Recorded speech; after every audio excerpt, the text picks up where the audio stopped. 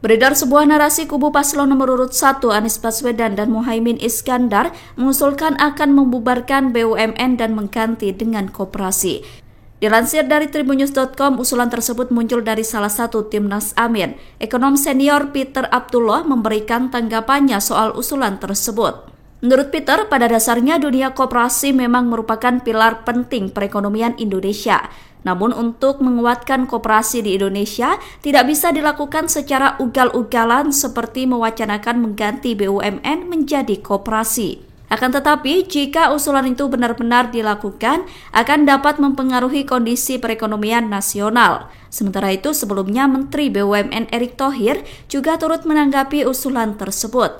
Erick menilai usulan tersebut akan memunculkan pengangguran baru sebanyak 1,6 juta orang yang merupakan pegawai BUMN.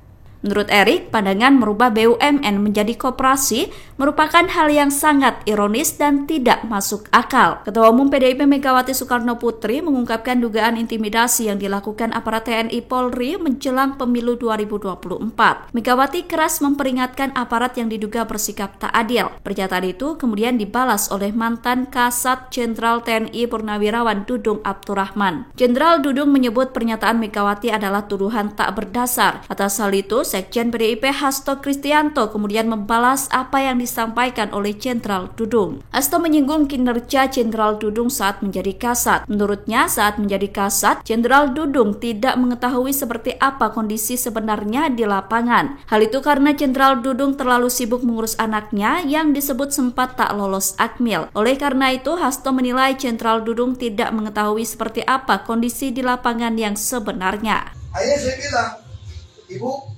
kalau saya nggak mau berjuang untuk Pak Ganjar Pak Mahfud sekarang, saya akan menyesal seumur hidup saya.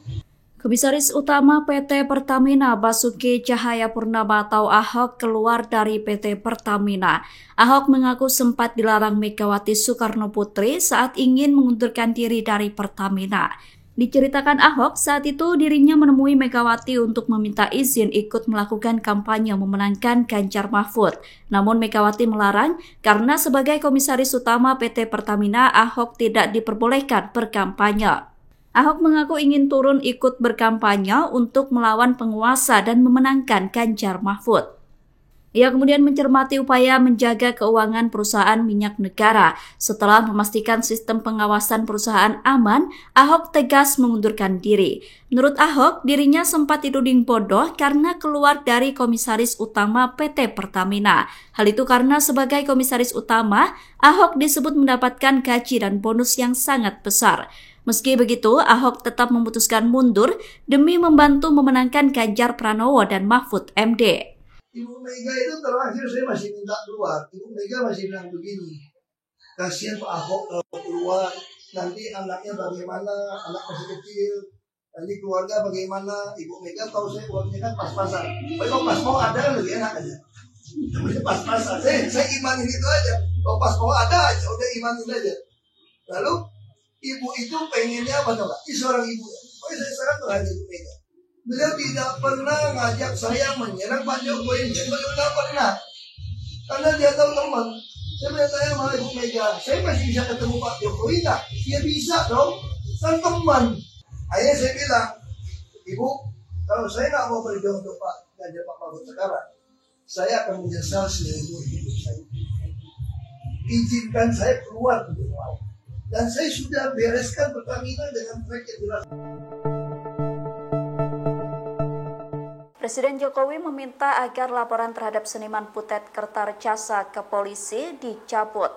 Pernyataan itu disampaikan oleh Ketua Umum Pro Jokowi atau Projo Budi Aris Setiadi Senin 5 Februari 2024. Budi mengatakan Presiden Jokowi juga berpesan agar apa yang disampaikan Putet dalam kampanye Ganjar Mahfud tidak dibuat ramai. Selain itu, Budi mengungkapkan bahwa Presiden Jokowi juga memberikan pesan bahwa Putet merupakan kawan. Sehingga Projo diminta membangun suasana kondusif sesama anak bangsa. Adapun Putet dilaporkan Projo ke polisi setelah melontarkan kritikan tajam terhadap Presiden Jokowi. Dalam orasi yang disampaikan saat melakukan kampanye Ganjar Mahfud, Putet mengkritik pedas manuver Jokowi. Butet dilaporkan atas dugaan ujaran kebencian terhadap Presiden. KPU Hasyim Asy'ari terbukti melanggar etik karena menerima pencalonan Gibran Rakabuming Raka sebagai Cawapres. Hasyim dinilai melanggar kode etik karena memproses pendaftaran Gibran tanpa mengubah syarat usia minimum Capres-Cawapres pada peraturan KPU nomor 19 tahun 2023 seusai putusan MK. Atas hal itu, Cawapres nomor urut 1 Muhaimin Iskandar atau Caimin menilai pencalonan Gibran cacat. Hal itu disampaikan Caimin di Sragen, Jawa Tengah, Senin 5 Februari. Caimin mengatakan putusan Dewan Kehormatan Penyelenggara Pemilu atau DKPP soal pelanggaran etik Ketua KPU menunjukkan proses pencalonan Gibran cacat. Meski begitu, Caimin tidak mengetahui dampak putusan DKPP terhadap pencalonan Gibran dalam Pilpres 2024. Di sisi lain, Caimin menilai putusan DKPP sangat mengkhawatirkan bagi proses Pilpres yang tengah berjalan. Adapun Hasyim Asy'ari disanksi peringatan keras terakhir akibat melanggar kode etik proses pendaftaran Capres-Cawapres setelah putusan MK. Sedangkan sebelumnya, Paman Gibran Anwar Usman dipecat dari Ketua MK karena terbukti melakukan pelanggaran etik. Dalam hal ini, DKPP menegaskan putusan pelanggaran etik Ketua KPU sama sekali tidak berkaitan dengan pencalonan Capres-Cawapres. Dalam pertimbangan putusan DKPP, KPU seharusnya segera melakukan konsultasi dengan DPR dan pemerintah setelah putusan MK. Dewan Kehormatan Penyelenggara Pemilu atau DKPP menegaskan keputusan etik Ketua KPU Hasyim Asy'ari tidak menggugurkan Gibran Rakabuming sebagai Cawapres di Pilpres 2024. Pernyataan itu disampaikan oleh Ketua DKPP Hedi Lugito saat ditemui di Kompleks Parlemen Senayan, Senin 5 Februari. Hedi mengakui sanksi peringatan keras kepada Hasyim memang ihwal penerimaan Gibran sebagai Cawapres. Namun hal itu murni merupakan perkara etik dan tidak ada kaitannya dengan pencalonan Gibran. Hedi juga mengatakan jika tidak ada pemecatan terhadap Hasyim meskipun sudah 2 kali menerima teguran peringatan keras. Menurut Hedi, putusan DKPP tidak bersifat akumulatif. Ia menjelaskan jika kasus saat ini berbeda dengan kasus sebelumnya yang menyeret nama Hasyim. Oleh karena itu, tidak ada pemecatan terhadap Hasyim. Sementara itu, dalam putusan yang sama, 6 anggota KPU Republik Indonesia juga turut diberi sanksi peringatan keras. Mereka terbukti melanggar etik karena memproses Gibran Rakabuming sebagai Cawapres. Oke, hadirin sekalian, kita akan sama-sama menyanyikan. Debat pamungkas Pilpres 2024 minim aksi saling serang antara para kandidat Capres. Anies Baswedan yang sebelumnya kerap melontarkan serangan tajam ke Prabowo Subianto pun dalam debat pamungkas kemarin justru bersikap manis. Anies tidak bersikap kritis seperti 2 debat sebelumnya. Pengamat politik dari UIN Syarif Hidayatullah Jakarta, Adi Prayitno menilai sikap manis Anies memiliki maksud tersendiri.